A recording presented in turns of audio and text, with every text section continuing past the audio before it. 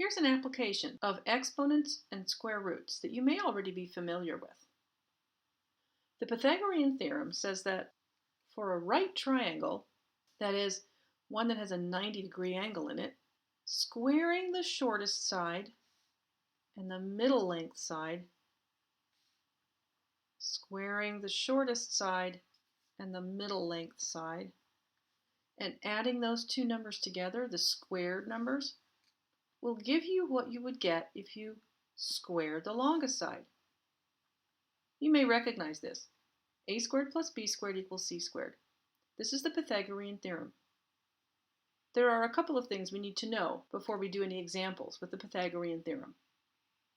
One of them is that the longest side of a right triangle is called the hypotenuse. There's no hard and fast rule that says we have to label the hypotenuse c, but we do have to make sure that the longest side ends up alone on one side of our equation. I generally label my right triangle so that the shortest side is A and work my way up. The next longest side is B and the next longest side is C. Actually, it doesn't matter which letters you associate with the two shorter sides as long as the longest side is C. There's no hard and fast rule there either, but it's a pretty common practice to use A, B, and C and let C be the longest side. When we do this, this formula tells us what the relationship between the lengths of the three sides is. Every triangle has three sides. A right triangle has three sides, two of which are legs, and the third is the hypotenuse. If I know the lengths of the legs of a triangle are, say, 2 and 5, then I can replace A with 2 in my formula and B with 5 in my formula. When I do the arithmetic, I get, and finally, so c squared is 29, but that hasn't told us what c is. If I know that c squared is 29, and I want to know what just c is, then I can unsquare both sides of the equation. Unsquaring c squared gives me c. And unsquaring 29, well, that doesn't simplify, so my answer is just the square root of 29. I can approximate the square root of 29 on my calculator. Press the second button and then the x squared button. What you're really doing is asking the calculator to perform the function labeled over the x squared key, the square root. So second and then x squared, and your screen will display either the square root of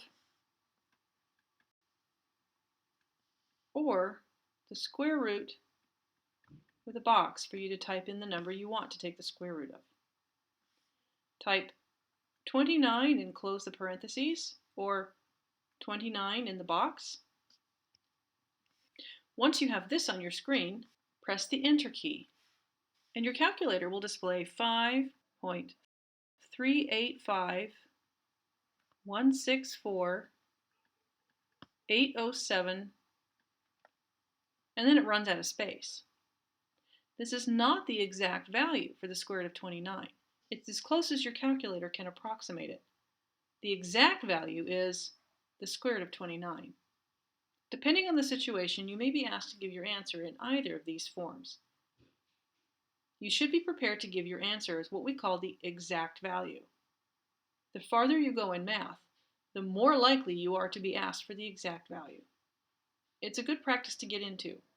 It's fine to estimate or approximate to give you an idea of how big this number is, but the exact value is the square root of 29. It's a little bit like saying pi equals 3.14. It doesn't. pi is only approximately 3.14. Pi actually goes on forever.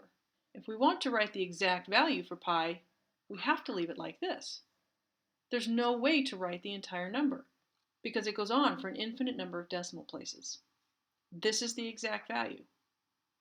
With the square root of 29, this is the exact value. Not this, no matter how many decimal places you write out. Here's another right triangle. I've labeled the sides a equals 1, c equals 8, and in this case we're looking for b. The Pythagorean theorem says that a squared plus b squared equals c squared. And if I replace each of the values a, b, and c with the right number, I get the new equation 1 squared plus, well, I don't know b, and in fact that's what I'm going to be looking for, so I'll leave that b. And c is 8, so I'll replace c here with 8. 1 squared is 1, b squared is b squared, and 8 squared is 64. Now I have an equation that I can solve. Here's my variable term. It's b squared, not just b. But all the principles are still the same. Subtract 1 from each side, and we have b squared equals 63. b squared is 63, but what is b? Well, if b squared is 63, unsquaring b squared and unsquaring 63 will give me the value for b. How do I know what the value is for the square root of 63? 63 is 9 times 7, and 9 is 3 times 3. So the square root of 63 is the square root of 3 times 3 times 7, which is the square root of 9 times 7, which is the square root of 9 times the square root of 7, and that's 3 times the square root of 7. So b equals 3 times the square root of 7. The decimal approximation for 3 times the square root of 7 is 7.937 and so on. It makes sense if a is 1, the shortest side, and c, the longest side, is 8, that b would be something between 1 and 8. In fact, it's really close to 8. This triangle isn't to scale. If a is only 1 and c is 8, my triangle would look more like this. And these two sides are closer in length than they appear in this diagram.